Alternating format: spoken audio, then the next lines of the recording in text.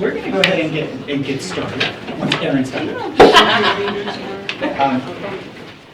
My name is Laurent Dubois, and I just want to welcome you all here. I'm the director of Forum for Scholars and Poets. I'm going to pass around our mailing list. If you want to join us to find out about other events, you can sign up.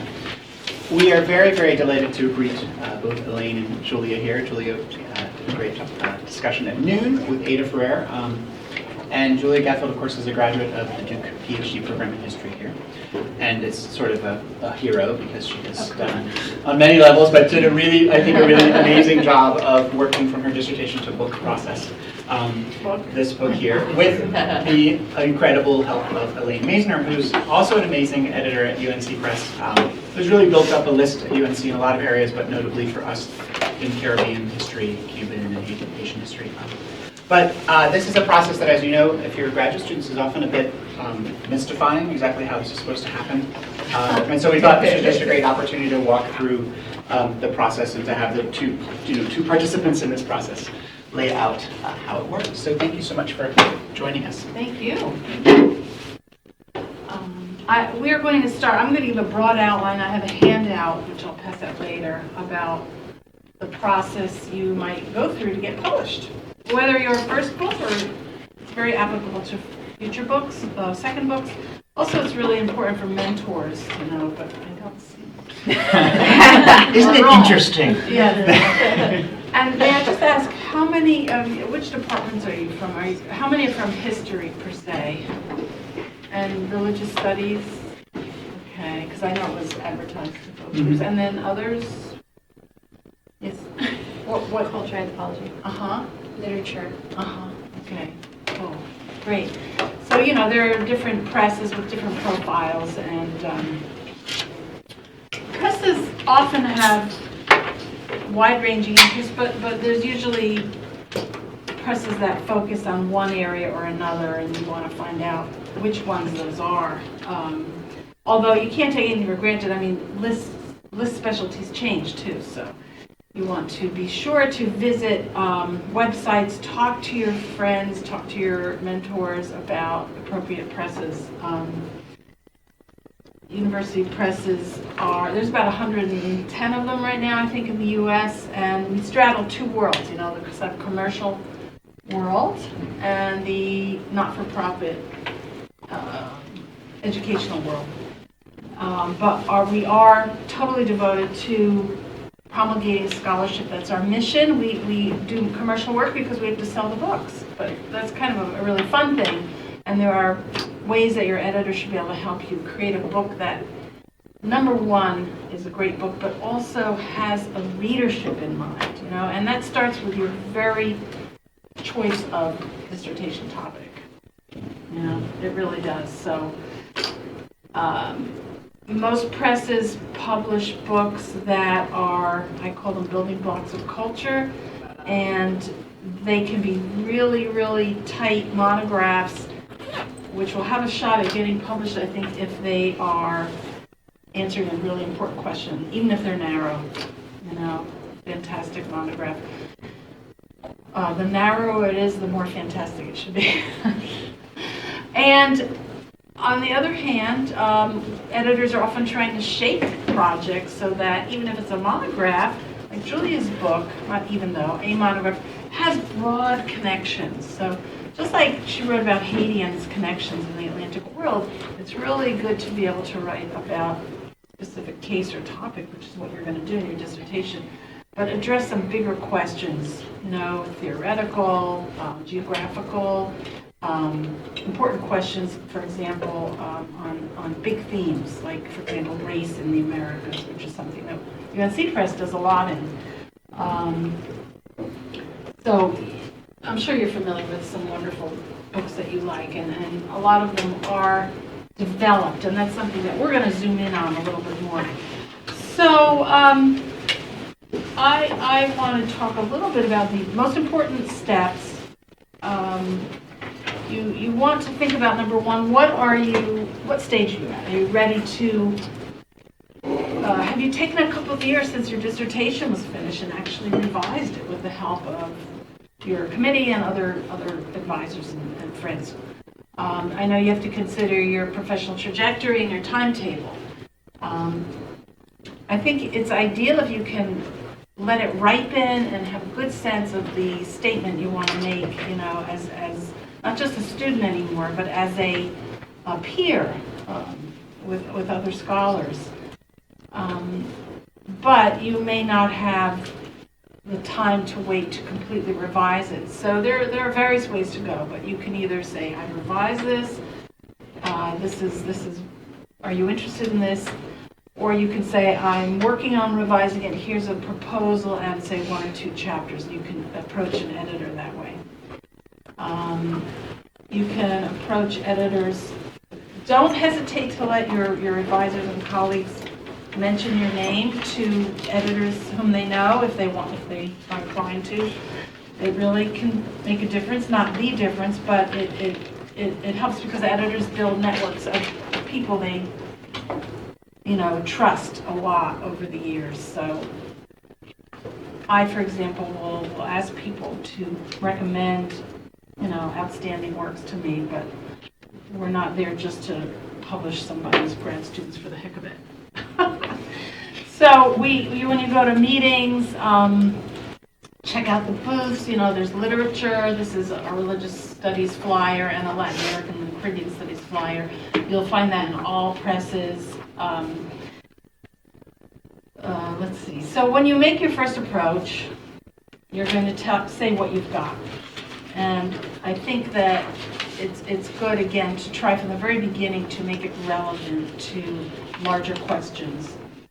When you write, what I want to say is that a first book is really your most substantial presentation of yourself as a scholar to a larger community of scholars.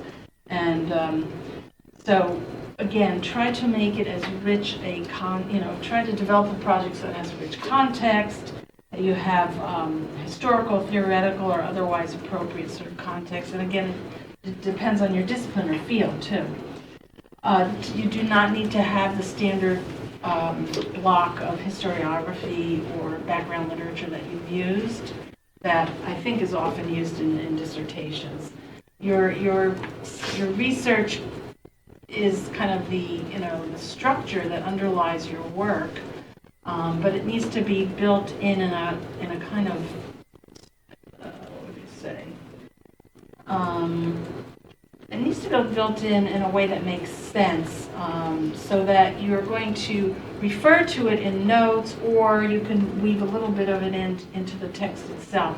But it's really the notes and the bibliography that's going to show the work that you've done. So your bibliography will show everything you cited and anything else you want to put in there, okay? By the way, this is a small point, but there are 2 styles of notations. One are called long form, which includes all the bibliographic information right in the note.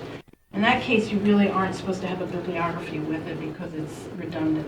The way we do most of our books, and I think a lot of publishers like it, is short form notes. And you may obviously have to change this later on after your dissertation is done. Short form notes, which means for secondary sources, simply author's last name, a short title, and a page number, and then you have the bibliography at the back. So if you're using the long form, then you're only, you're going to mostly be citing, be registering books that you've used. But with the short form and the bibliography, you can put lots of stuff in there. We don't want to have long digressive notes. If it's really important, see if you can weave it into the text itself. Otherwise, consider dropping it. There'll be exceptions to that, but for the most part these days, people don't like reading or publishing long notes. In revising your dissertation, I think you want to remember the introduction. The importance of that cannot be overstated. It's really what I call the trap, It's what's going to capture the interest of your reader, and it's going to impel them to turn the page and start reading chapter 1. You don't need to have a chapter-by-chapter breakout necessarily. Did you do that in yours? You can have it. Kind of, but it's not as chapter 1, chapter 2. Right. It's like, I do it, but it's a little more... Kind of an overview. Yeah, it's less obvious at chapter by chapter breakdown. Right. That's what I often counsel. Maybe we talked about it. You can talk about in this book, we're going to look at this, we're going to look at that, but you don't have to, it's kind of boring. Also, I don't like personally, I don't like the word conclusion at the end of each chapter. Try to think of some interesting subhead, if you're going to use subheads that mean something, okay? People will understand that it's a conclusion. And same thing for the introduction. This is just a small point. You can have an introduction and a conclusion. You can say introduction, and then give it an interesting, subhead. And for the conclusion, you don't really want to say conclusion. Anyway, don't worry. It's okay. It's too late. It's too late. It slipped through. Darn it.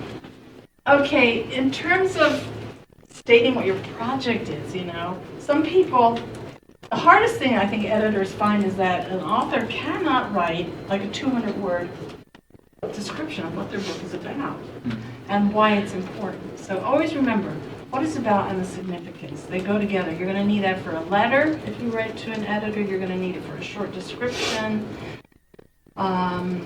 It is very hard to do. It's very hard to do, but do your best and try to explain what's new and so what, okay? That's a way somebody who read for me when I started this about 20 years ago said, I asked her to write a report, she said, and I said, you need to, I know, you need to know what's new and so what. And I put that on my bulletin board and it's been true ever since. So, the writing itself, I think positive energy is important. Don't start out by saying, this book is not a blah, blah, blah. You see that a lot. This book is, okay, you say in contrast to or a challenge to, it does this and this, but this book is this. And don't be apologetic, be really, really excited about it. You have to put your argument and your voice forward. You need to weave in the wonderful work that your work grows out of, and show what the scaffolding is. You can do that in notes. Once in a while, if it's really important, you can mention somebody's name in the text itself, like as Laurent Dubois says, da da da. But you don't need to be sort of distracting the readers. Of course, you're always going to give, proper acknowledgement of other people's works. Use lively, direct constructions. Try to limit, this is hard, I do it. Try not to have sentences that are super long. With jargon, it depends on the field you're in, but generally there's almost an infinite number of ways to say something. So just remember that the more jargon you use, the fewer people are going to gain an admittance to your work and what you're trying to say. With history, I don't know if you're writing history or novels really, but you have to consider how to tell a story. It's really important how you do that. And different people do different things, I think like Rebecca Scott, historian of the Atlantic world, often will write, she's lately tried to find these stories of people that she can find actually a continuous thread, and then she makes that kind of frame the work. That is certainly not always possible to do and not necessarily what you want to do. You can tell your stories chronologically or you can do it thematically by chapter. If you do it thematically, then you don't want to ever say, oh, this is a collection of essays. That means something different, I think, than a first book. So you can say we're focusing on different moments, or different themes, and make sure you weave it together in a good way. But do most of you write chronological studies at this point, would you say? Of course, you're doing something different. So what about in cultural anthropology? I actually try to have each chapter be chronological within different themes, because I think chronology is a great structure. I don't think everyone necessarily does that. That's certainly a good option depending on what you're writing about. But you do have to be careful about redundancies. That's the problem. It's a problem. Yeah, about timelines and having to explain the history over and over again. I would say, again, don't define your project by what it is not, and don't bash the work of others necessarily. You have to be politic and remember that they may be writing something about you later. But that's not to say you can't criticize the ideas. But, what's the point of talking about someone personally? It's probably not a great idea. But definitely, be as critical as you want about ideas, I think, or demonstrations of work, of evidence. Okay, let's see. The length is very important because it has a direct effect on costs of the production and the ultimate list price of the book, and also on readability, on perception, on whether it might be used in courses. And I always say every book should be as long as it should be, which leaves a lot of latitude. Just 90,000 words. That would be lovely. But I think like let's see, a 200,000 word book might make a 320 manuscript might make a 300. I should tell you exactly. I'll give this sort of rough estimate. I can tell you.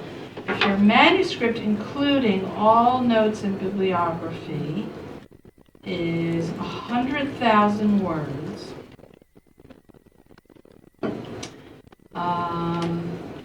then it's likely that the book would be about, I'd say, 270 pages. So Julia's book came in at 250. Right. Do you remember how many words your manuscript? It was like 95,000. Yeah.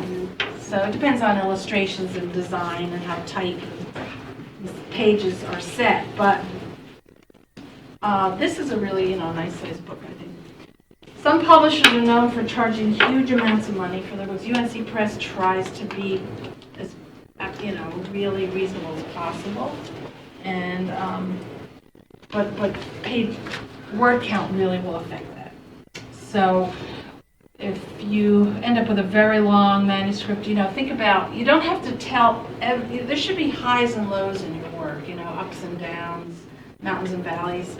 You don't need to tell everything at the same level, detail, like this happened, this happened, this happened, this happened. That's not good storytelling. You should summarize parts of it, and the reader should trust, based on your scholarly apparatus, that you know what you're talking about. You want to say, during this month this happened, and then this was the result, rather than showing exactly what happened. That's a good way to save a lot of space and to tell a good story. Make sure to highlight in every chapter what's really the highlight. Think to yourself systematically, what's the highlight of this chapter, this section? And what's the highlight of my book, and try to have some style to it. Because that makes a difference. Ada's book, her first book, it's sold now over, and your first book too, they've been used in courses a lot. And I think partly that's because they tell a story that people can really follow and get excited about, ideally. That's for, historical work. We want to, so those are some important, I think, points about revising a manuscript. You have to basically be willing to get in there. You finish your dissertation, that's the first thing. You need to do that, of course.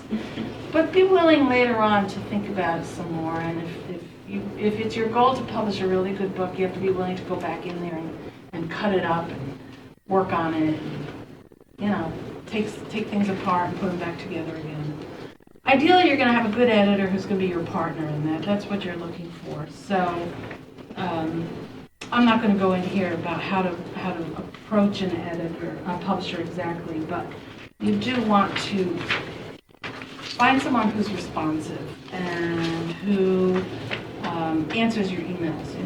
It's just not professional to not get any kind of answer, I think. So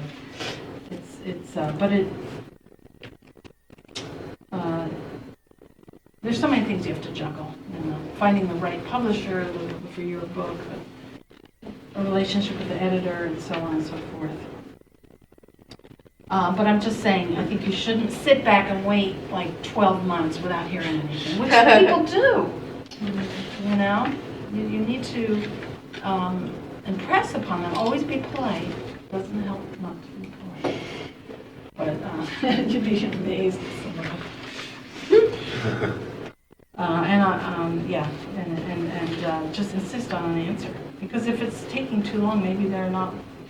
I don't know. Maybe they're not the right publisher for you. Let's see. The review I think we should talk about the review process because that's really the heart of it. Once an editor said, yes, I want to take your project to the review, whether it's a proposal or a full manuscript, usually we are doing, if it's not finished, it would be in consideration of an advance contract, which is very common for us and for a lot of publishers these days, where based on a good review, we offer a contract. It's the same contract as the final. It just has a clause in it that says this contract is conditional upon final review and board approval. Most presses have a board approval process of some sort. And so, we don't put a book under contract unless we're sure that we're going to want to publish it eventually. There are a few times when we have to cancel a contract, but that's usually when the author dies. No, I'm just kidding. I've had 3 authors die this past year. Sydney Mintz, Gladys Marie Fry, who wrote about African-American material culture, and a gardener named Alan Lacey. So, but anyway, that's a side note. The contract, like I said, is usually offered and signed, and there's almost never a time when we have to break a contract unless something radical happens. So that's how we work. I think there are some publishers that might offer a contract without as much commitment, but you need to just talk that through. Okay, so. And when we send something out, a question that, your questions will be really important later on, because that's where we can get down to the nitty-gritty. But most publishers, ideally, when I want to work with somebody, I'll say, can we have exclusive review? We don't want to be competing with other presses when we're so serious about your work. But there are times when we're willing to compete. That is, I know another publisher is also sending it out for review. At least the thing that's important for you is to tell the editor, say, I do want to work with you exclusively, or I feel like I need to have a couple of paths, and if you're really interested, would you be willing to review this with another publisher is doing that as well? And I'll say, okay, as long as I'm really excited about the work, and I'll say, as long as you don't. I'll agree to that as long as you don't accept any other, contract until we've had a chance to make an offer as well. So that happens sometimes. But if you feel really good about the publisher and they've indicated that they, are really being committed to you and your work, then why not just make it simple for everyone? Okay, although of course you never know until after the review process. So we'll send the proposal, and I'll work with my authors until I feel like a proposal is really ready. I have examples of proposals and templates and things like that. Or I'll work with them on the manuscript until I feel like it's ready for review. So why don't you talk about your experience? Yeah, and this is, my experience is not everyone's experience and won't be everyone's experience. Yeah, they're all very different. Yeah, so everything is kind of your own process, but this is my process, and that's maybe that'll be something that I can share. Initially, the year after I finished, I added a new chapter, and it's not something that I had the material, and I felt that the story kind of wasn't quite finished. So I felt that I needed this 5th chapter. I did another research trip, but you don't necessarily always need new research. So I spent, I think it was a year and a half, adding a new chapter, working on revisions, particularly working on the introduction and kind of framing the whole project, and responding to some of the questions that I had gotten in my dissertation defense. Vince Brown's question was like the one that was just like, it was a three-part question that started everything, that and it finished with, so how does your book, or how does your work relate to the history of human freedom? But it was a suggestion that, like, you need to be thinking bigger in terms of what's at stake in the project. So in a lot of ways, the questions that you get asked in your defense are encouraging you to kind of think beyond the very specific research that you're doing. And I think that helps eventually with writing the book. The initial step is to just send emails to editors, and UNC was not the only press that I contacted. Obviously the best one. But I sent a number of emails to editors at different presses just to kind of get a sense of where my work might fit in their lists, and what a kind of relationship would be like with that editor. How did you choose the short list or the group of publishers? Just knowing what they publish? It was kind of, people who are stronger in Latin America and the Caribbean or the Atlantic world, and then who I'd heard good things about, kind of word of mouth. People who had good experiences working with the press. Could you pass me the remote? So this is I'm going to show you my letter to Elaine. This is my first email to Elaine. It's embarrassing to show, but I'm just going to do it. So I'm going to tell you what my goal was before I show you. My goal was obviously to kind of sell my book to her, right? So you want to get the editor interested in your book, and so you promote yourself. And yeah, the font's going to be really small. So this was in December of 2013. So I'm going to go through a timeline of the process as well. When did you finish your dissertation? May 2012. Okay. I don't know how this works. Is this? Okay. Can you guys read that at all? Or is it too? Yeah, sure. So you'll notice my title obviously changed, and Elaine is responsible for the subtitle, which I am very grateful for, and I really like the subtitle. So this is a kind of, it seems like it might not be the biggest negotiation, but the title of the book is obviously really important. And then I give a short summary of the book and the things that I do and the kind of research that I've done.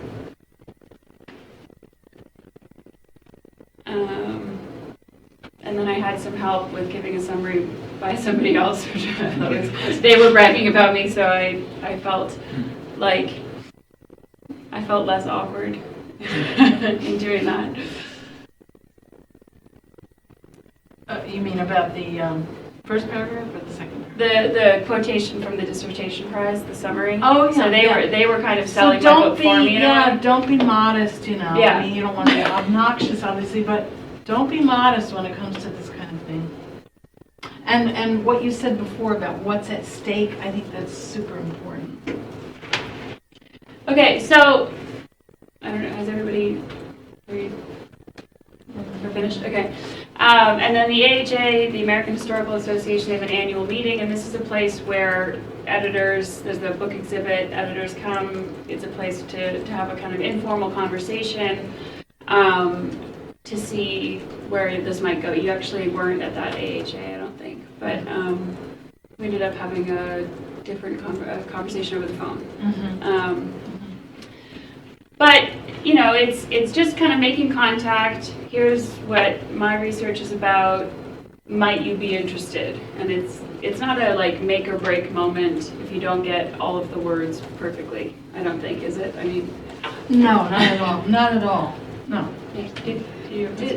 Did you attach anything to this email? No.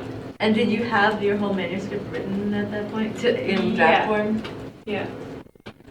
But you don't have to. I mean, as Elaine said, you could just have a few chapters ready to go. Yeah, just explain where you're at with the project, because we're all looking for projects that are gonna really, we're gonna know pretty quickly, you know, we're really interested in Haitian studies, and we do a fair amount in it, and the connections with the wider world, which is at the heart of the project too, is it had this built-in, you know, breadth to it.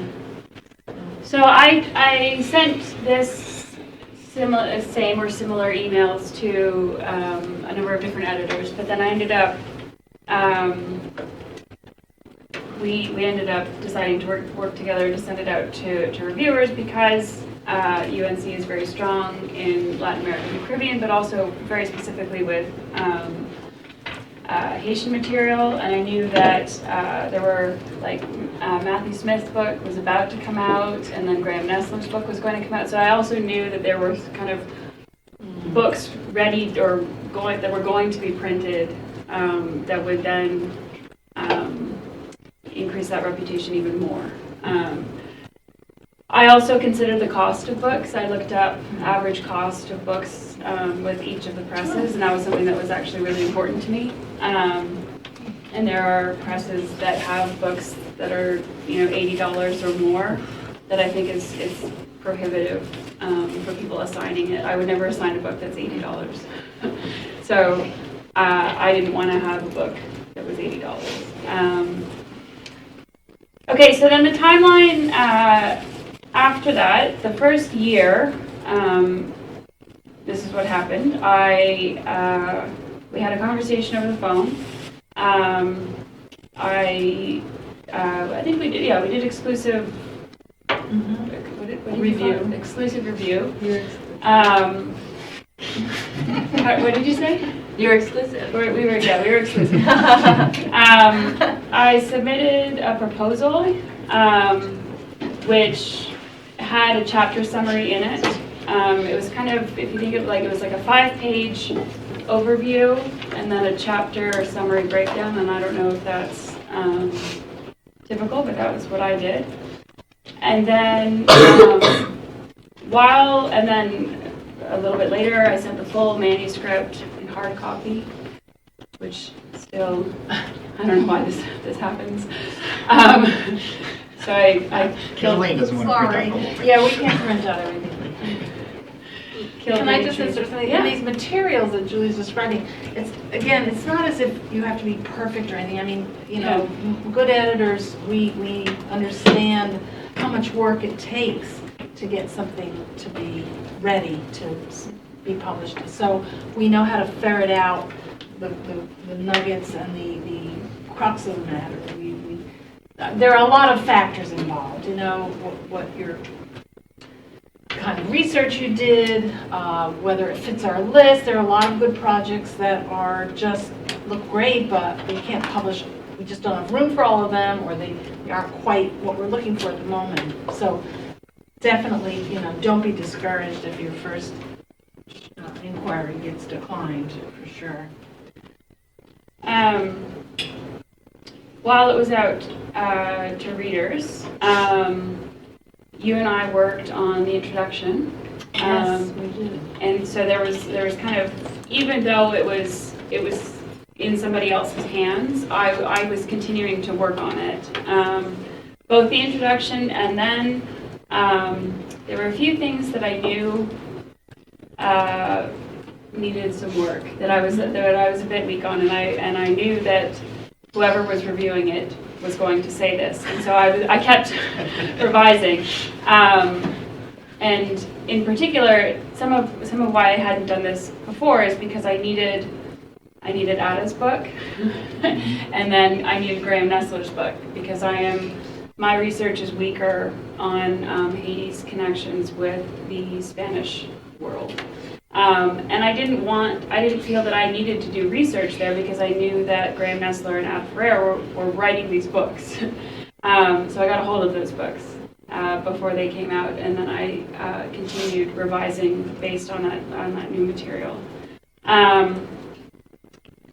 And then, okay, so then the next step, the revisions, I think, went pretty quickly. It was less than 4 months. And I don't know. So the if that's reports unusual. came in, Yeah. right? Is that what you mean? Yeah. After the reports came in? Yeah, it was out for review for, I think, less than 4 months, and then the reports came in. 4 months, that would have been pretty long. Are you sure? I think it was. Okay. Who are these reviewers? I know, I'm trying. Horrible people. Does the press choose reviewers?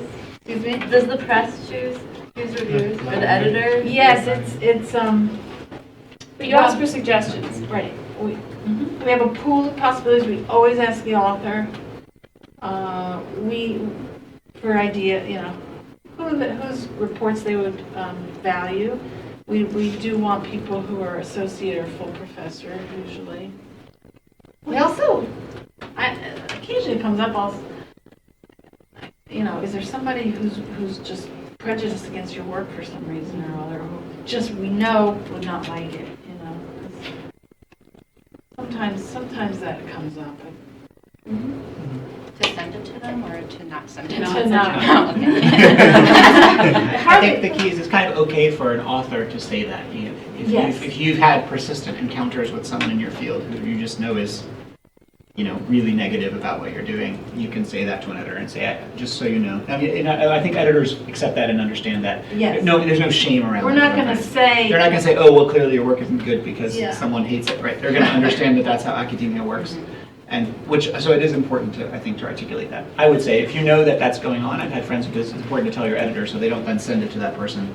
Because once the review comes in and it's super negative, you're sort of stuck with that review. You see what I mean? So better to just think about that ahead of time. This same thing happens with tenure reviews. You can tell your department that, you please don't ask this person to write a tenure letter because we've had this conflict. So. The editor's going to kind of suss out, we're not going to want to. We will have a feeling about, like, you don't want us to send it to this person just because you're afraid of what they'll say. It's more like you have real reason to believe that, from experience, they're not gonna, something's happened or whatever. It doesn't come up much, but feel free to mention it. And you won't know who the readers are, okay? It's blind. They know who you are, but you don't know who they are. So that we can encourage really good reports. And most readers are extremely conscientious and amazing what they give to these manuscripts. The time and the thought. I mean, you get a range, but most of them are very thoughtful and really care about forwarding their field. So once you have the readers' reports, this is like the most important thing to get. So, right, in terms of like thinking about getting your book published, the readers' reports are the most important thing in making that happen. So in some ways, the sooner you get those reports, the better, because there's no point in trying to make your book perfect before you have them, because it won't be perfect until you have them. So in terms of your revision process before you contact an editor, in my opinion, don't worry about trying to make it, exactly everything, not a single word out of place, because until you have the readers' reports, your revisions, it's not that they don't matter, but these are the most important revisions you're going to do, so it's better to get that process started, I think, sooner. So then you craft a plan for revisions, which I think is good both in terms of organizing your own thoughts and how you're going to respond to the two readers' reports, which sometimes there's overlap and sometimes there's contradictions, and how you're going to deal with that. But then also your editor will use your response or your plan for revisions to then take to the board.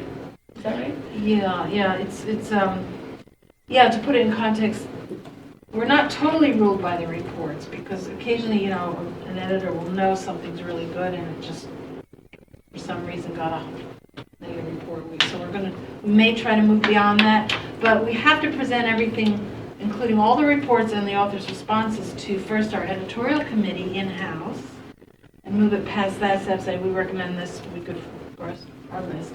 And then it gets presented to our Board of Governors for final approval. The board meets every 2 months. It's a faculty board.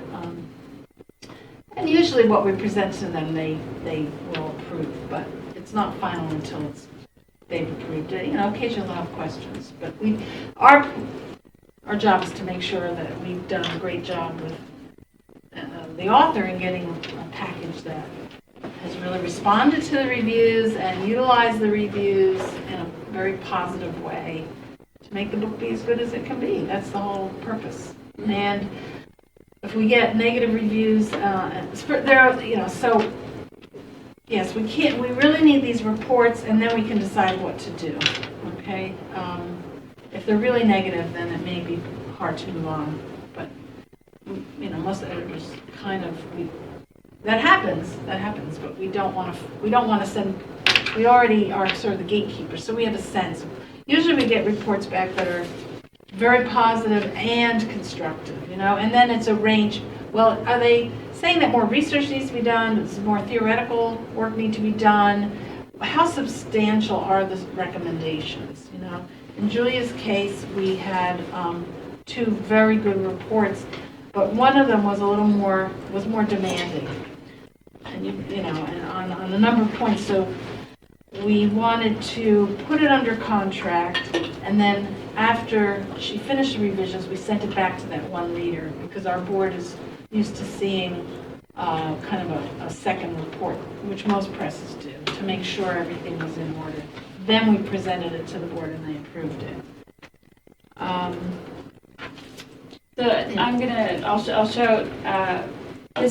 show the kind of introduction to my plan for revisions, and then I have 2 examples of suggestions by one of the readers, and then my response, just to get a sense of how this goes. And then, okay, so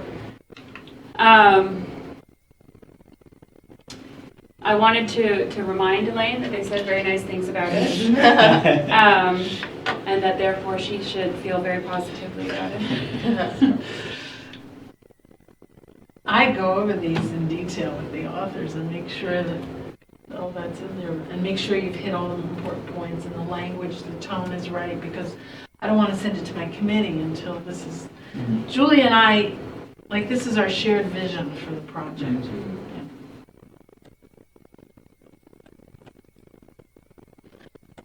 But yeah, I want, because other people are going to be using it, so yeah, it's important to say all that positive stuff at the top.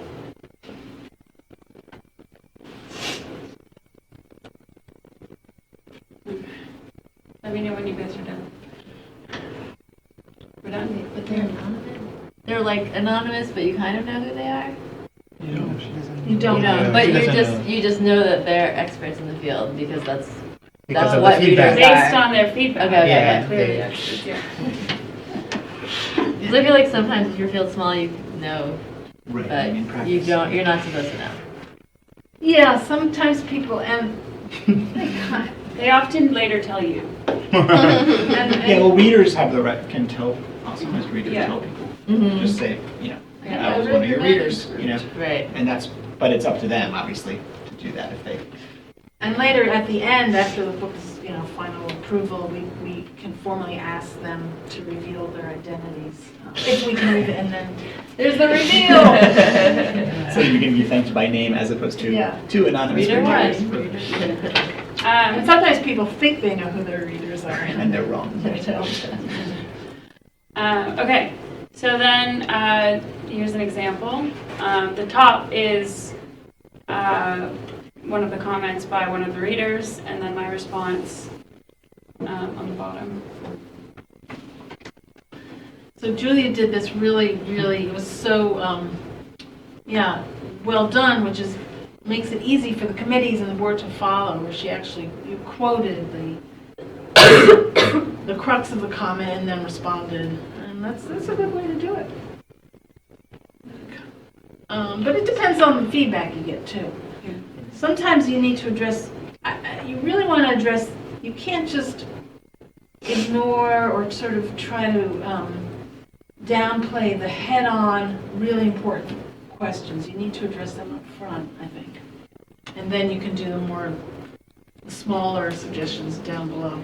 I think in terms of why I chose this one out of the many. I mean, I had pages of comments, which is really great. But this is I think one of the most important ones because basically it's like take all the other people out. Like we don't want to read their book, we want to read your book.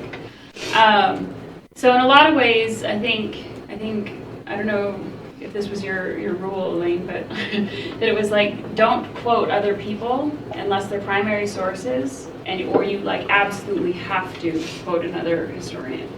And try not to mention them by name unless there's a kind of a word that they've or a theory that they've coined, and you kind of have to mention them. But take everybody else out of the text. In some ways, put them in the footnotes unless they've what their contribution is. It kind of really shapes the field or shapes your interpretation in a substantial way. But especially try not to quote secondary sources. Yeah, it's not a rule, but it's a good practice. Yeah, unless it adds a lot Exactly. to the text. Okay, and then my other example, again, the top was taken from the reports and the bottom is finished ones.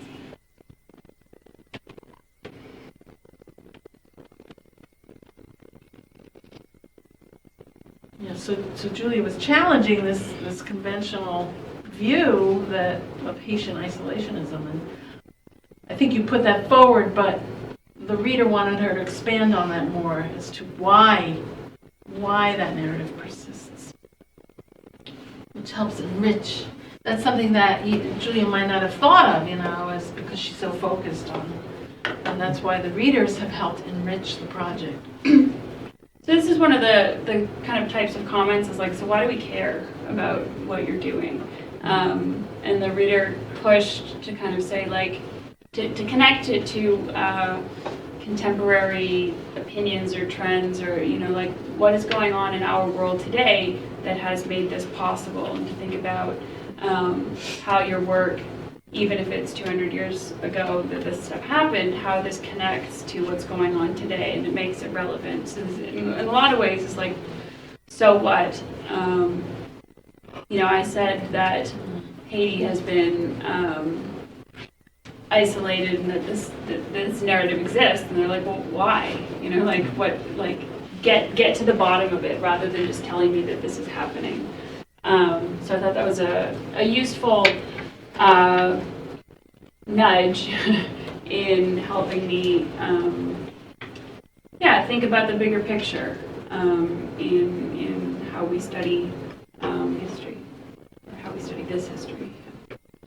So those are my two examples, and then I crafted my plan for revisions, and then I did the revisions, and then sent it back, and then it went back to only one of the readers, and then the reader responded again, kind of gave their stamp of approval, and then it went to the board for approval.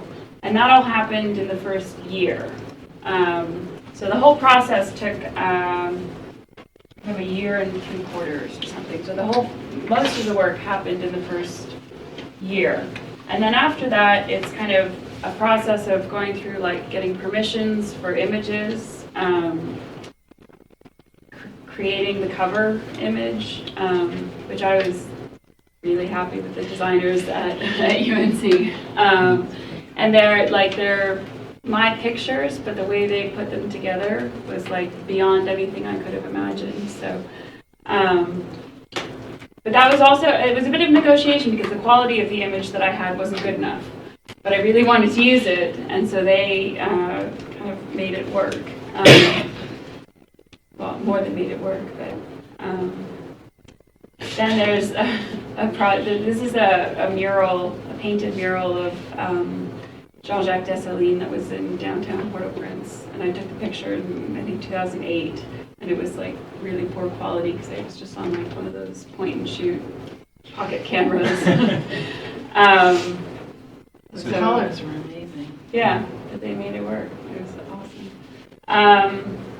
And then there's, copy editing, and then going over the proofs. And I paid somebody to do my index because I had no idea what I was doing.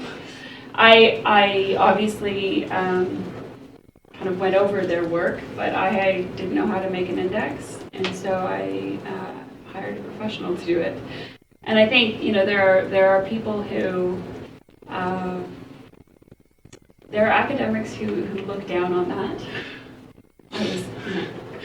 Chris Bonji was like, "You didn't do your own index?" But in some ways, I didn't have to do a good index. I didn't have the time that would have been necessary because I didn't know what I was doing, and so it might not be a perfect index, but. We haven't had any complaints. I know. I mean, I think it's perfect because it's done. Yeah. And it was. I looked over it and I was like, yeah, this looks good. So you mean you hired someone on your own to do it? I guess. Through a suggestion. Because it is the responsibility of the author to do the index. Yeah. Almost always. Yeah. I did the index for the edited volume. Yeah. It's true, yeah. Nightmare. Yes, sorry. In hindsight, is there anything else you wish you would have outsourced? This is a good topic right here. I like this.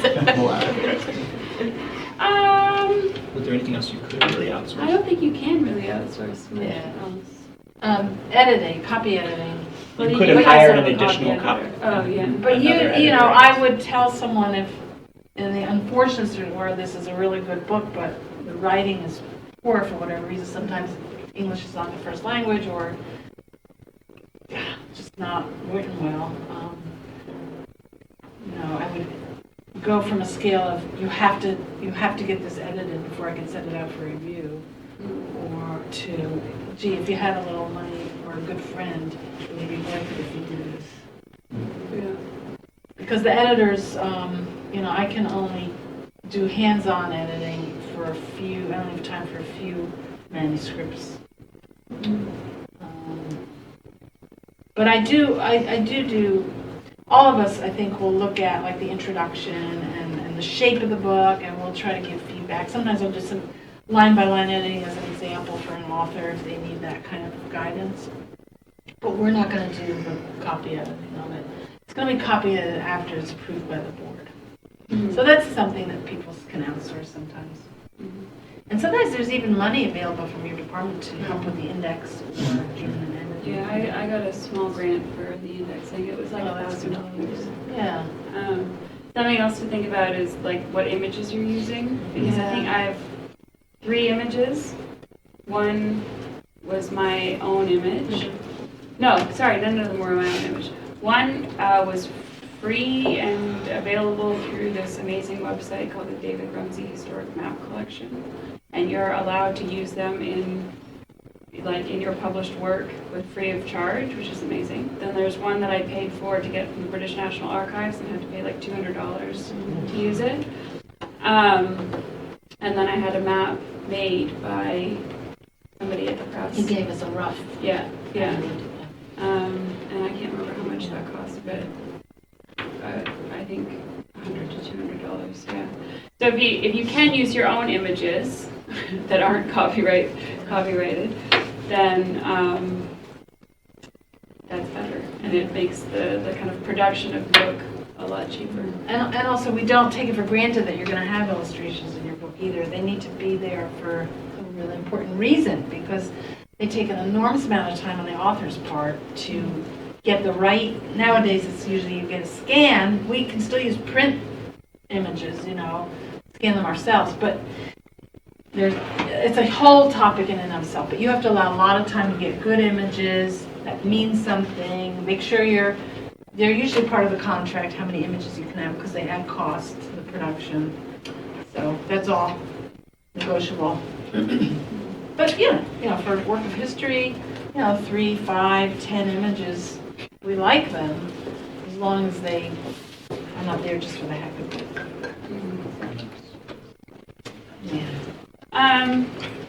Yeah, I don't, should we, let's just do Yeah, questions? sure. Can we dim this? Yeah. How does that work?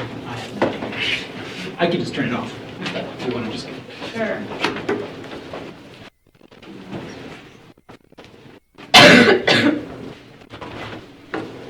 There's a whole, I mean, to go into the actual processing of the manuscript, once you send it in and try to get good images, it's a whole other. That's like the home stretch. Yeah, right. Always seems like it's lasting longer than you. But time-wise, you need to, it's always very hard and sad when we hear from someone who's like going up for tenure a year later, because there's no way you're going to go through all this process and have a book, even in proof stage when it's been set in type within a year. In terms of the timeline that I had, right? So from first contact to the book actually coming out in print was like a year and 9 months or something. Julia was. Is that fast? Or Yeah, not that's pretty or? fast. Julia was she was right on top. Meet every deadline. Meet every deadline. There That you was go. my Thank rule. you. I was like, do not submit I anything want to late. button, meet every time. If you say you're going to have it back, the turnaround time, you have to make deadlines for yourself. You have to submit things. I always in a timely fashion. I was like, I'll get this back to you, and But it's kind of what you Meet said all the earlier. It's deadlines. also fair to have an expectation that editors are going to be timely in return, right? So because both sides can end up slowing things down. Yeah, and That's sometimes very there are things that you can't, life Control, of happens. course. Yeah, Life sure. happens. Children happen. There's been some articles about when women get published less than men because they children. I don't know if that's as true as it used to be. Didn't affect my son was a year and a couple months when it came out. Lara Putnam has 4 kids, 2 daughters. She's amazing. So it's all, but it depends. Just try to get it started as early as you can. That's the important. I think I submitted my revisions to you like the month that my son was born. Really. Yeah. Right. Something like that. That was my deadline, right? Yeah. I had a Physical deadline. I did a similar. I finished my second book like a week before due date. Yeah. Because I was like, now we're in 5 Yes, years. now I'm getting this out. Are there other questions? I have a question. In the initial contact phase, assuming that presses get several emails from people submitting these initial contact phases, and if an email doesn't get responded to, do referrals help? Like an author that was already published in the press, Yes. or somebody kind of sends a follow-up? Yeah, don't be shy email? about that. Okay. I would recommend it. But I mean, I think an important thing to remember is that the presses need good books too. Like they're not doing you a favor by publishing your book, right? It has to be a good book, but they need good books. That's exactly right. And so unless authors contact editors, they're not gonna have a business in a way. So you shouldn't be shy about content. This is the kind of business. And you're just trying to make a deal in a way, So it's mutually beneficial in a lot of ways. If you're publishing good books, right? Everybody. Right, everybody exactly. wins. We have a lot of ways of hearing about work, Yeah. but the unsolicited inquiry is important. I used to work at Yale University many years ago, and there was an editor that I worked for who had been, acquiring books for years. He still rushed to his inbox every day and opened the mail, this is before email, and wanted to see what was there, to see if there was that good book there that he was wanted to publish. Oh, yeah, let's go. I had a question for Julia, and it was about for dissertation stage, like for those of us who are at the dissertation stage, did you think about your book, you know what I mean, while you're writing, or are you just writing to get out? Like, however, just get me out of here. Well, I mean, partially, because you hear like, oh, well, like a dissertation's the dumb one, but then you also hear like, well, you did yours in 3 or 4 years after coming out, and I assume that the dissertation was really great. How do you think about writing a dissertation and turning it in? I mean, I think you should write a dissertation with a book in mind, but I also think that there's a process that happens after the dissertation that I think like can't happen before it. And I think like when you start teaching and when I was lucky enough to get a postdoc, and kind of that environment helped change kind of my not the thought process, but the kind of scope and perspective. It was an Age of Revolutions seminar postdoc. It was like this amazing context to be in while thinking about the book. So I think you need to, in a way, you do need to get out. Not that Duke is a really bad place to be, but you need a change of scenery and a change of the kind of conversation, so that you can think about the bigger picture.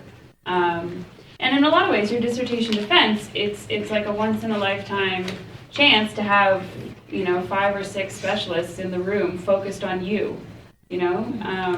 Even when it goes out to readers, you get 2 specialists focused on you. So your dissertation defense is a really good opportunity to get that feedback, and then you need to kind of process that afterward. Yeah, I think the more people you can get to comment on your work, the better it is. If you have a friend who can read 1 chapter, or some places will hold workshops for your your manuscript, whatever level you're at, and invite people in. I know they do that in Michigan, and they do it here sometimes. Yep. You get more feedback than you can possibly know what to do in a situation like that, but it can be incredibly mind expanding. I think it really starts too with your choice of topic, and have a clear sense of how that fits into the field. And not every dissertation is going to get published or needs to be published. Maybe you can turn it into a set of articles, and then start a different book project. That's, I know it has to fit into your trajectory and your field to do it that way, but it's not as if a dissertation is always going to become a book, or should become a book. So. I mean, I think it's interesting, right, that the market is important for book publishing, Yes. right? And that's a fundamental, right, and people don't think about that. And the job market is important maybe for dissertation, but these books have to be sold, right? Exactly. And so in that sense, there is a slightly different calculation. But I think you do in some ways have to already be making that calculation when you're writing the dissertation. I mean, it correlates to just does this fit into a discussion that's going on? Are there courses that could use this? All those sorts of questions. But it is a very different question for an editor who is in the book publishing business than for a committee, right? And I think, many of those line up, but it's just understanding that there's sort of different exigencies is kind of important. And so much of what you've explained is about that as an author, you need to approach a press and understand what the press is about, which is that they have to figure out. So the more you help the editor understand how this is going to go out into the world and be circulating as an object, like as a literal object, the better. Not that every, we'll come to you next, okay? Oh, okay. Not that every book is going to sell a lot of copies, it's not like we're... No, I mean, We understand what we're doing, and that a book, some books are just going to sell even 400 copies, but we want them to be best in the field. And so you have to keep that in mind from the beginning, the very beginning. You will never make money off of your book. Well, that's Unless you some win go the on. Douglas Book Prize. Some go on to do incredibly well, and that's you don't always know that from the beginning. Yes. Yeah, we talked about length and how that exactly does that affect the price of the book or the cost of the book. I do realize a lot of academic manuscripts are between 200 and 350, and there are some exorbitantly long books like 800 pages. I don't know how. Yeah, well, the longer it is, the more paper and ink it's going to take. So that can add on. But the pricing of the books the smaller the audience, the higher the price of the book will be generally. So if you're seeing books for $80, $90, it's not because necessarily that's what the physical, costs are, but it may be that the press cannot possibly survive if it's going to publish that book without charging. There's different kinds of books for every press. We know there's some very narrow scholarly monographs. There are mid-list books that we publish, which reach out to a broader audience. And then there are sort of crossover books or even trade books, We published Bill Leogrand's and Peter Kornbluth's book on Cuba, the hidden history of negotiations since the revolution. And that book was a trade book. It did really well, which we picked, that's what we planned for, and it did well. It also came out right when, Good timing. Fantastic timing. But all I'm saying is a book that is peer-to-peer, basically, written by a scholar for other scholars. How many scholars? A small number of scholars. The higher that price would probably be. Because the libraries are going to buy it, and the people who are really devoted to the field need to have it are going to shell out $80 for it. Beyond that, there's probably no one going to buy it. Anyway, so you see, it's not only just the length of the book, but the market for it. In a lot of ways, this was one of the most important things from dissertation to book. Like, I added a chapter, and it was still only like 95,000 words. So my dissertation wasn't as long. Some people write 600-word or 600-page dissertations and then turn them into 2 books. So there's always that option. But that was one of the things that I had in mind, was that nobody's going to publish a book that's too long. But in terms of keeping it concise, was something that I thought was better than like, oh, you only have a 4-chapter dissertation. Thank you. Any other questions? Yeah. What is the range in the actual number of sales? I mean, you mentioned that 400 is like kind of minimal. Yeah. And you mentioned trade book. When you say trade book or crossover, that means something more commercial, or? A bigger audience. Yeah.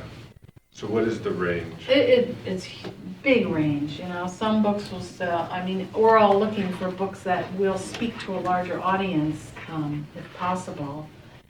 And it all comes back to how we're all in this mission where we're trying to get scholarly information out, and there are new ways to get information out. Can you do open access, for example? But for a publisher who still needs to, we publish all our books as ebooks and print books, we have to be very careful about the mix of books that we're doing. So we're aware of how many copies we think a narrow scholarly monograph will do, and then we balance it with books that are going to sell more copies, How many? It could be 400, 500, it could be 1,000. It could be, if it sells 2,000 for a traditional monograph, that's pretty good. In its first, this is B for in its first 2 years. That would be very happy. But some sell more. When you're talking about a book that's being designed for course use, usually that's not a first book, Then we might hope to sell 4,000 in 1 year. Yeah. In 1 year? Yeah. Well, not 1 year, 2 years. 2 years. Because the book has to be out there before it's adopted by teachers. It depends. Yeah. I had a question about, so those comments you put up from your readers, it seemed like there was like a little bit of a tension between them that I wanted to maybe ask you to unpack a little bit, like where one was saying, like, we want your voice, take out the citation. That was the same reader. Yeah, okay. Okay, yeah. Yeah, I wasn't assuming that they were different, but, Okay. and then the other comments, it was saying, well, we want you to kind of give us a fuller picture of like why this story has been told by others in this certain way. So I was curious, in that, was it, you're not, and he even mentioned a couple of scholars in his comment. So I was curious if he was wanting you to do that in a way, or she, in a way that you don't actually mention any of them by name, and you just sort of represent the pattern and explain it, like you give an explanation of why this has been the understanding and why Haiti has been viewed this way, but not actually citing the scholarship? Or if there's just Yeah. a balance of doing some of both? It's obviously a balance. Right. And I do mention other scholars by name in the introduction. Right. But much more selectively than I had in previous versions. And I don't quote as much from them. Just kind of my response to their ideas and work. But again, it's right. You're reading my book because you want to hear my thoughts, allegedly. I don't know if you actually want to hear my thoughts. But this is the reason why you're writing the book, is because you want to share your ideas. But then it is, it's important to kind of recognize that you're having a conversation and that all scholarship is a conversation. But just having your kind of contribution to that conversation be centered. Yeah. I mean, I do mention. I wonder if I can find where I fixed that. Did you find it? Where I fixed the problem? Which problem? The one that the. Oh no, yeah, I was actually kind of looking for that. Yeah. Oh, okay. I mean, so one thing I wanted to say partly, because I think it's kind of important that you don't have to accept the critiques. You can respond. You have to respond to them. There's a difference between the two, right? So in some ways, I think editors understand that you may say, I understand this critique, but the person, or I understand the critique, but their suggestion is not a good one. However, I'm going to respond. Sometimes a critique means that you haven't made your point strongly enough, and you actually make your point more strongly, disagreeing with the other person, but in a way that's, do you see what I mean? Yeah. Right. So I think that's kind of vital that the response letter is you re-engaging with those people, but it's not like you have to follow their advice, right? Right. And so that document, it's such an interesting document because it's basically this secret document that no one ever, like boards and editors see, but they're really interesting moments of engagement between, in a scholarly debate where you say, like, I get why you said that, but what I'm really trying to do is this, and so clearly I didn't say it strongly enough, or if that, Yeah. I don't know, I just think that's kind of important to know that Very it's not a moment, so it's not like the reader's reports imprison you, but you do sort of have to rise above them in a way or react to them, and in some ways that's why, so because I was on for 6 years on the Duke editorial board, and we would get those packets, and it's true that in some ways the author's response is, to me, it was what I often read first, right? Right. Because you wanted to see that author sort of, it's the final stage of taking control of the whole thing and saying, like, yes, Yeah. okay, I got hit on this and this. I'm so glad the person made these points. I'm going to fix those mistakes, but I'm not going to budge on this because you know what I mean. In some ways, that's even more inspiring because you see the authorial voice coming out, and you can see how it's going. Right. I mean, you I just don't have know. to back it up, like, I Right, don't yeah, agree with this yeah. because. Right. This is why, and mostly Yeah. a lot of times you're agreeing with a lot of things, but Yeah. you might say, no, that's not what I meant. Yeah, it's your book after Yeah, all, yeah, and we and- respect that.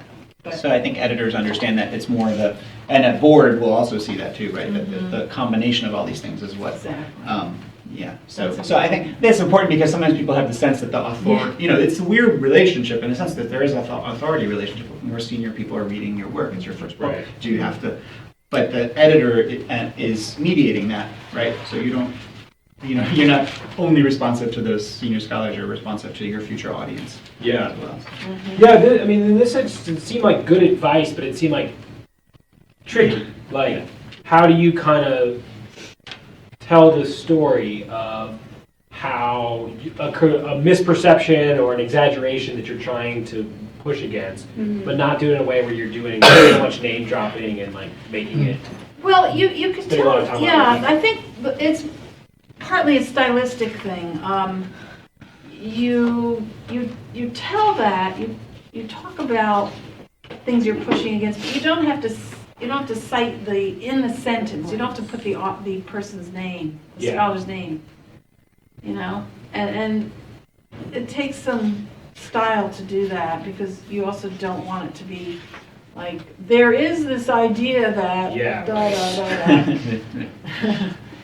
da. But again, if you think of it more as a storytelling, I think it comes through. And it's important to do that because you want to put forward what your contribution is. That's what the reader was saying. Julie, you need to put some more background in there so your own contribution comes out better. So I have a paragraph. I was just found that too. Page two, Yeah, that says, yeah. but I don't cite anyone, and I don't even have a footnote in it. But I talk about why the persistence of this isolationist thesis and kind of heightened importance of racial fears in the future of slavery elsewhere in the Caribbean, and how kind of over the course of the 19th century different kind of racism evolved. So I address it, and I actually don't cite anybody else, but I'm still speaking to, and it continues in the next paragraphs, where I do, I can't remember say if Thor Burnham, yeah. So I do cite Thor Burnham. But this paragraph is pretty broad in the sense, like, and it wouldn't have been there without this critique. Yeah. Because you end by sort of, it's also a critique of just journalistic representations of Haiti, right? Yeah. You sort of end by saying, critiquing the idea, the constant use of the term poorest nation in the Western Hemisphere for Haiti, and right. So, but it's almost like you are engaging with just the broader impression, Yeah. and it's nice actually. It's a good example because it's good that this paragraph is in here, and you probably wouldn't have done it without the critique. Right. Like, because a reader will be like, oh, I get the stakes involved in this, and at a bigger level. Yeah. Right? Yeah. Partly it's judging what's become common knowledge. What can I talk Yeah. about without having to give due acknowledgement? Because you don't want to err on the other side of claiming some incredible insight that hasn't yet passed into Right. what you can say without using a note. So Mhm. you have to use your judgment. Yeah. Does this all speak to people at different stages in their writing and research? Do you feel like this has been helpful? No? All right. Are there any other questions? Help us read our 200 words, though. Still working on your 200 words. Just write a tweet about your. That will be, I You can recommend tweet. you You all can tweet your book. characters. You can have a picture in the tweet, but That's actually a great idea. Go home We should and do a write workshop on Tweet it. your book. That would Give be yourself awesome, 400 right? words, but no more than 400. No, And- it has to be 140 characters. And if it's an image. it's No, 117. and try to describe what you're doing and what Give kind of me a link. contribution it's making tonight. Tonight. Thanks. I try to do that every night. You're not It's allowed to Friday leave night. the room. That's right. Actually, the door is locked. No one can leave without 200 words that Elaine thinks are really compelling. But in some ways, that's how books get written. It's just, you have to I'm going to write 600 words today. Right. And that's it. And then you write, and they might be garbage at first, but then you edit. And editing is so much easier than writing. Especially if you have good friends to edit. Do you have any literature dissertations? Yeah. So what are some of the differences that you see between? I mean, I think each field, obviously, in Yeah. literature, like in romance studies, I advise dissertations. It's going to have slightly different energies around Yeah. citational practices, the sort of. And also So in- history is, so in anthropological or other fields, like in dance, for example, there's a way that you have to align yourself right? with people. Exactly. You have to be in conversation. Yeah. Yeah, It's not primary sources, it's No. like others. I mean, every form has has a way of being in conversation, but they're just articulated in very different ways. So it's true that the very clear in anthropology, this is more often true. Like, this is where I stand within this theoretical debate, is much less common in history. Although you can tell in history where the person stands. It's not like a secret, but No, it's just no. done in a different way. So I think, and that's just these are books in different fields, right? And so the practices are. But I also think that in all cases, though, there's always that question of, can you make your books speak simultaneously to the field and the people you're in dialogue with, but also to some broader group, right? And I think you said it very well, like the barriers of entry. Yeah. The problem we have as academic writers is there are things, the very things that we're expected to do to speak to our community are like a door slamming in the face of most other readers, right? Because a certain form of over positioning within a theory makes someone who doesn't know what you're talking about feel like they're not welcome in the book. They feel like, oh, this is obviously not for me because I haven't heard of any of these people. Right. So I think even then, and when you're publishing a book, it's just different from writing, and academic articles are a whole different thing. But a book could ideally do both those at once, right? It could say, here's where I stand on this position, but in a way that the person who doesn't understand that there's these other positions yet, you see what I mean? I think that's the biggest problem. And so, because if you open up a book, and it's the same for undergraduate students. I mean, the same thing holds. A book, no one's going to assign a book to undergraduates that they're going to feel rejected by, because it's this. I think, and that's really because I think at the end of the day, it's really huge. And I don't mean an undergraduate textbook. I just mean like if I'm teaching a seminar on a very specific topic, I'm still not going to assign a lot of really books written a certain way on that topic to undergraduate students where I'm just not going to be able to. So I don't know. Sorry, I'm sorry, I'm responding to. No. But I do feel like that's the same thing. You know, it would be good if your book could travel. You know, dancers in your case who aren't academics but are interested in this dance should be able to read it. And my rule of thumb, I think, is that most academics can figure out what the theoretical issues are. You know, Right, like if I'm in the field of Haitian studies, I understand what the stakes are here. And if I'm not in the field of Haitian studies, I should also be able to understand the stakes, right, by the way you explain it. Yeah. Yeah. I guess, sorry, is it one of the No. question? I think because, well, Maria's not here anymore, but our work is, we're coming from performance studies, and our work's really interdisciplinary and ethnographic, and so, like, we have multiple fields to be responsible to, and also are trying to, like, do things that people haven't been doing yet. So just like trying to think about the stakes and those, like, that first paragraph and claiming like what we're actually doing is really challenging because we're speaking to so many different At once. Are you aiming to write a book? Do you have? Is that part of your? Yes. Yeah. Okay, so it would be in dance and performance studies. Yeah, or like or Haitian studies and all those things together, Caribbean studies. Do you know? I'm just curious, just as a case here, what publishers are you'd be interested in for something like that? Well, I'm not sure exactly, but like theoretically, it would be maybe something like Duke or Minnesota. But Well known for cultural studies. yeah, but Oxford University Press has a dance editor now, and they're like publishing A some series. There's some energy around dance studies there. But and I guess there are some Caribbean texts that are interesting in like another part of. They have like so many different tracks, right? But yeah, it's just I don't really know yet. Well, I need that's to a good start. thinking, Sounds but to me. I think I think what I did was I went to my bookshelf and I looked at where That's I my favorite purchased books. all my books. Yeah. Oh, there's a lot here from Who UNC published Press. all it? Weird.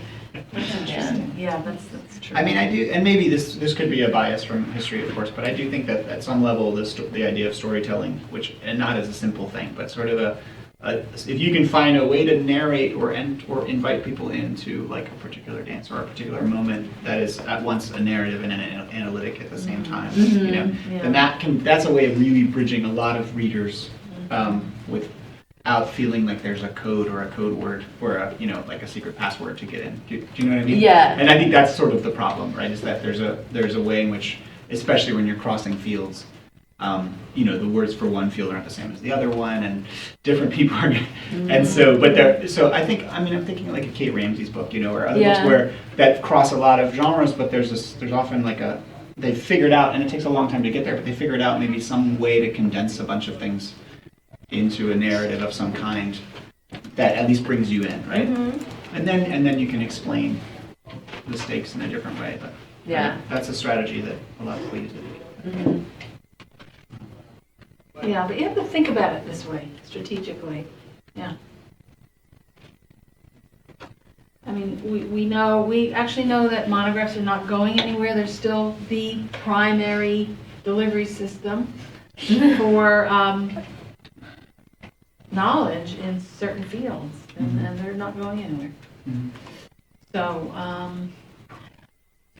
whether it's published as an open access work or like I said, we publish everything as an ebook as well as a print book, because that's how the market is. There are still plenty of people who prefer. In fact, most people do still want print books. But we want to make it available. We're platform agnostic. Whatever you want, we'll give it to you. but you have to pay for it.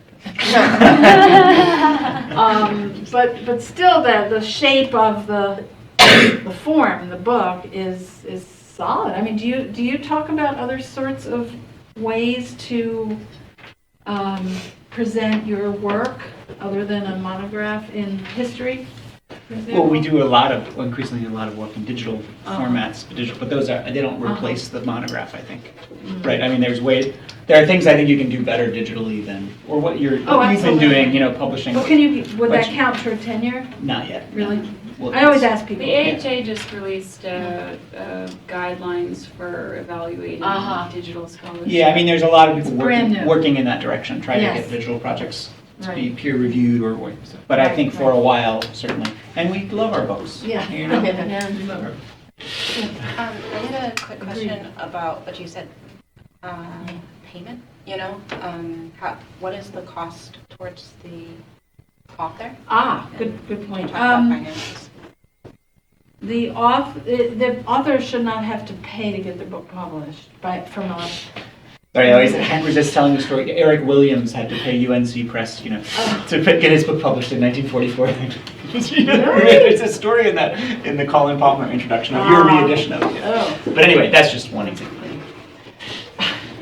But you might have That was to pay 1944, for it was- image permissions or for Yeah. indexing. I mean, there may be so I mean, it's not, that's called, what is it called again?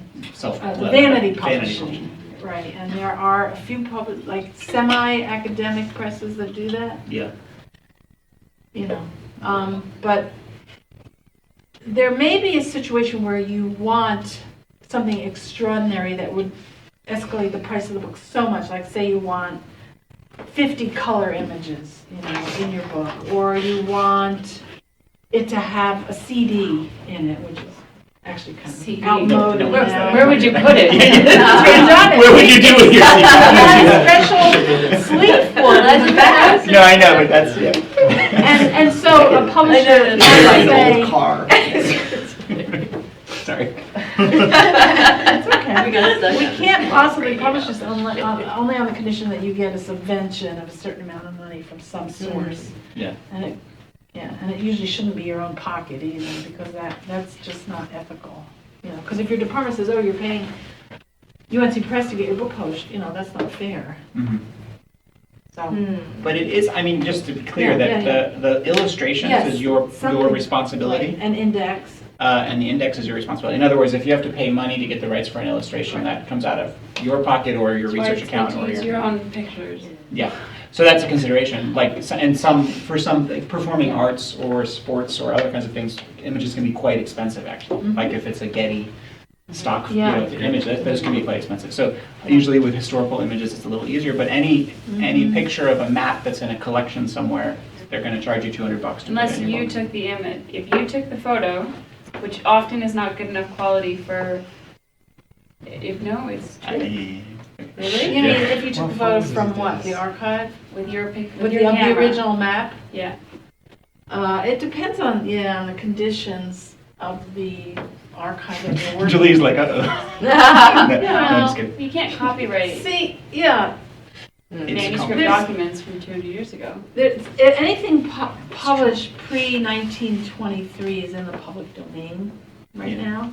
So just don't study anything after 19. Yeah, it's very easy. Yeah. So if you can get an image of that document or picture, then theoretically that's good enough picture. Right. But a lot of times you can't get a good enough picture. You have to go get through them the to buy- archive. Yeah, and then Right. there. And And then then they charge you. they'll probably charge you something. Yeah. Yeah, but pictures and illustrations is a whole other topic, but yeah. Except the picture on the cover. That's the press pays for that. No, but that's actually important. That presses will have to pay for the art on the cover. Well, Wait, up I to- didn't get paid. No, yeah. My images. Yes, No, but but- usually we're able to budget up, we can help with that up to $200 at our Right. press. Oh, okay. It's not a rule that they have to do it. But because it's a marketing tool, having a cover on your book helps with marketing. That's why we Yeah, no, you contribute usually, to yeah, it. it's important. Because otherwise we could just publish like a plain, Black. yeah, brown cover. Yeah. What are other marketing opportunities, I guess, for your book? You mentioned there was a book fair. Was it the book fair where you initially were going to possibly meet you? The Yeah, conference. conference. Yeah. Scholarly conference. But yeah, other moments where you can kind of Yeah, that's a increase great those sales. topic. You should want to find out what is your publisher going to do to get your book out there. That should be part of the conversation.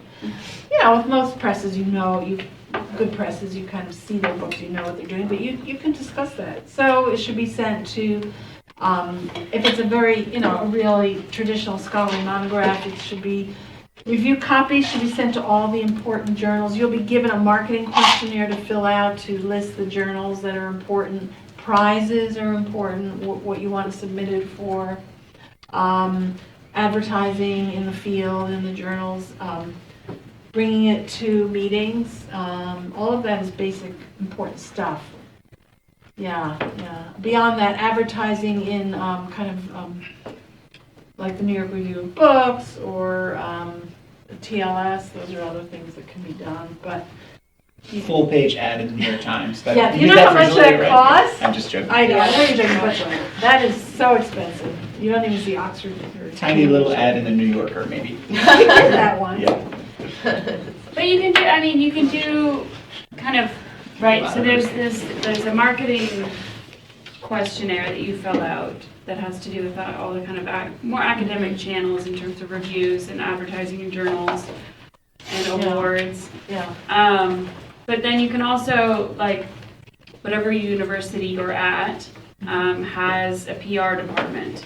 So contact them, tell them that you've published a book, and they'll probably do an interview with you that just is like, what's your book about? And then you can, tweet the link or, Julia or email has the been link. amazing about you got it. getting word out. And yes, you want to find out what the press is going to do, but we want the best representative is the author. Julia made bookmarks for her book. I love that.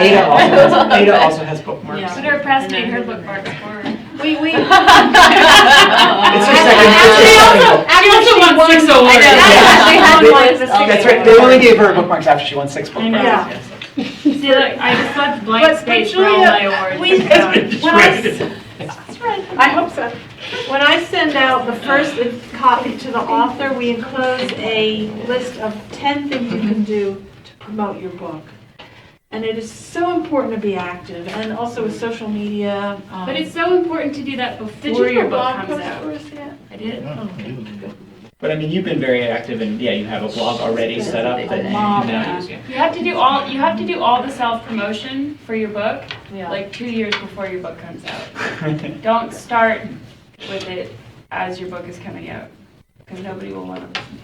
But how do you start that 2 years? Like, let's say I theoretically started now before I had nothing. I mean, I guess that wouldn't, but like you don't know once you actually have this.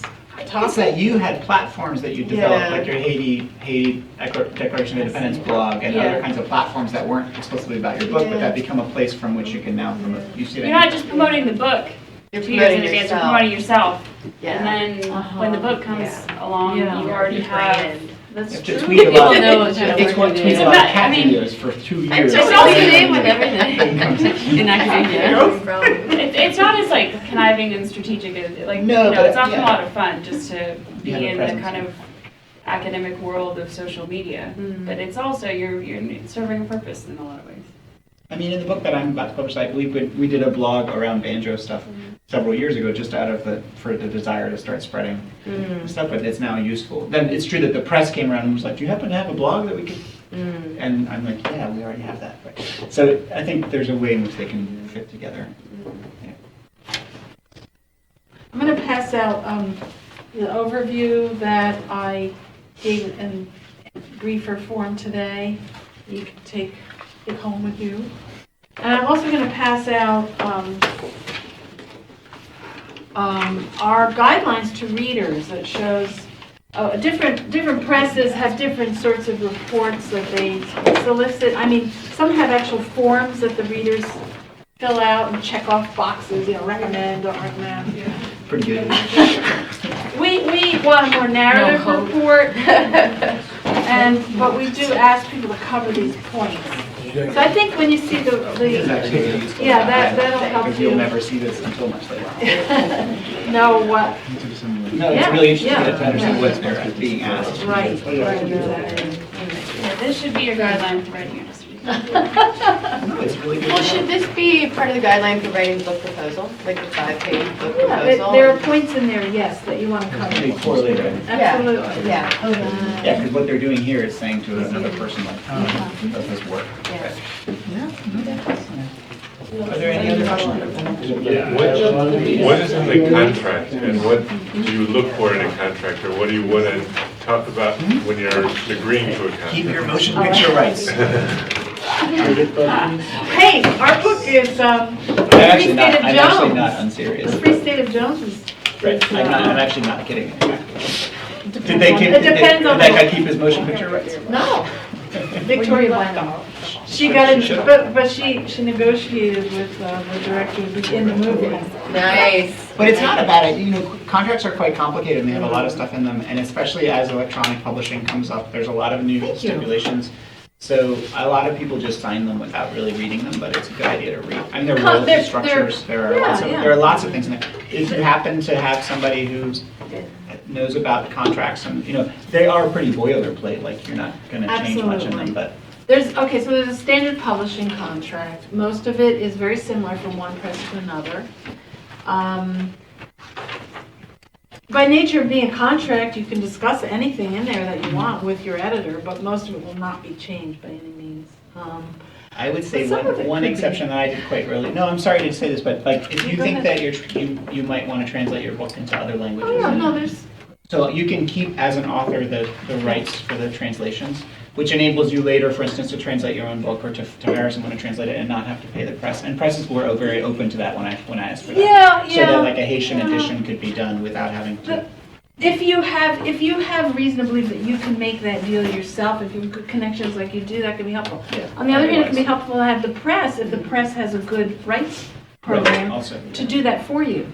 And then we'll send out example Yeah, copies. And we have agents all around the world. No, and that can be much It better. It's depends. just that It these are depends. things to think about. Absolutely. If it's, you know, Yeah. so it's worth, and you Yeah. want to sign the contract without having thought about. So, yeah, so feel free to discuss anything that's in there, but it's the basic stuff. It's going to tell you the date by which you agree to submit the manuscript, the number of words, the number of illustrations, tells whose responsibility is, you know, this is the author's responsibility, this is the press's responsibility, these are your royalties.